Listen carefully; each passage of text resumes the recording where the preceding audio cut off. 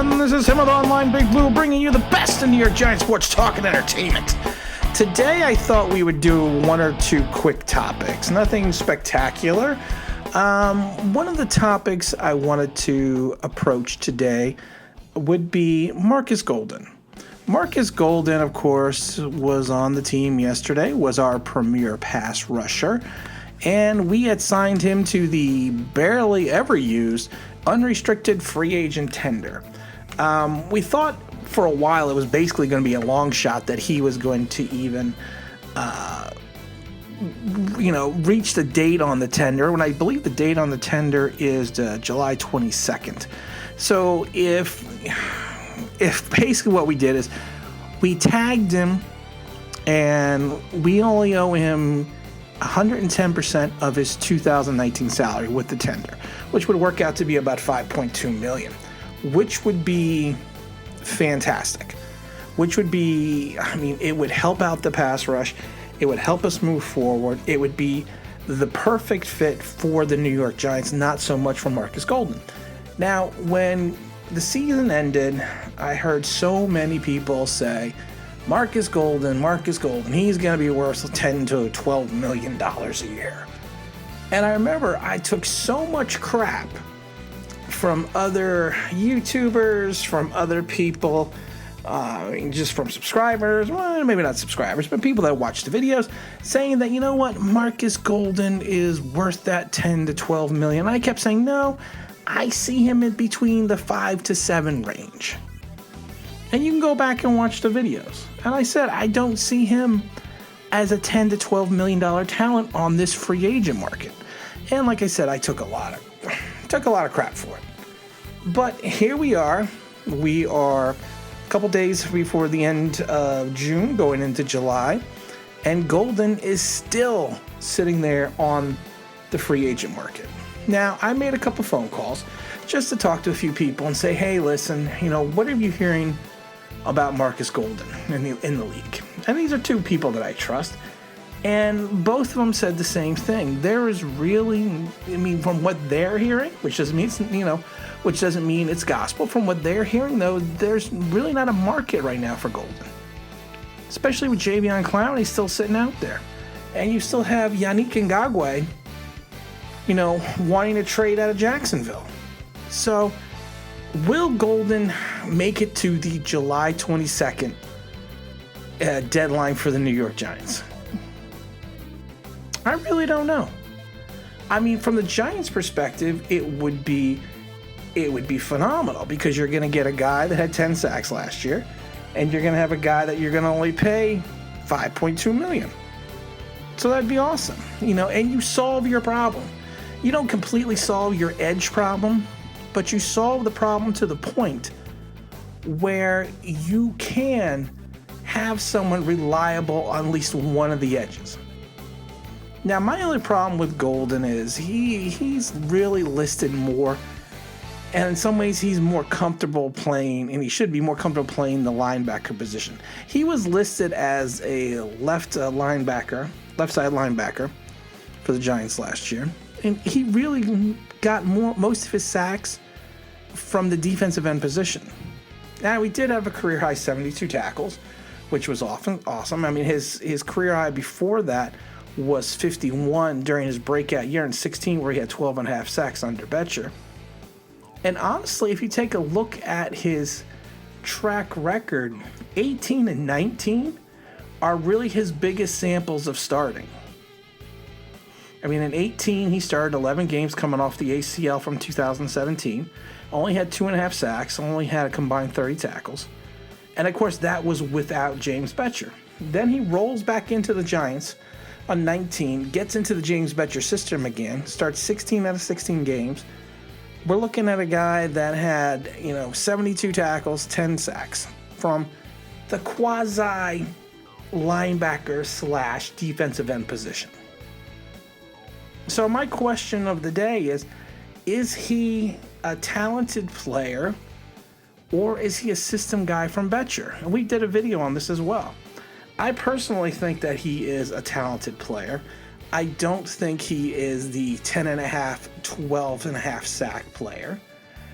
without Betcher. I think he would be more of a 7.5 to an 8 sack guy outside of the Betcher system. But Patrick doesn't run a similar type system, similar type hybrid system. Not the same, but it's very similar. So the question of the day would be, I mean, is he going to make it to that July 22nd deadline? I personally think he's going to. I personally don't see him making it. I mean, unless some team comes in at the 11th hour, offers him like $6.5-7 million, and it's going to be a team that's going to be a contender, and he's going to want to go that way, which I wouldn't blame him. I mean, yeah, I could see him doing it. I could see him doing it and signing for less, but I think he misplayed his market value. And this was a market at one point that had a plethora of edge talent.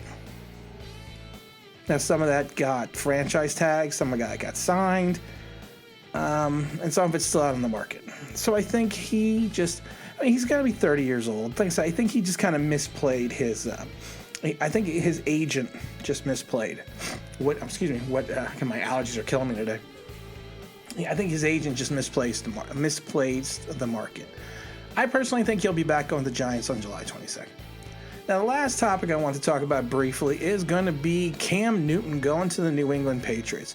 Normally, I don't dive into other teams outside of the Giants and outside of the sports in New York, but I found this interesting. I wonder how good of a fit Cam is going to be with the Patriots offense. Now you have to think about this for a second. I think Cam Newton's overall completion percentage, I think it's only 59%. So you're going to be looking, let's see, I looked it up, it's 59.6%. His best completion rate was an 18 when it was 67.9. For the type of offense the Patriots run, I don't know if that's going to be a great fit. I really don't. I wish I could tell you if it was going to be.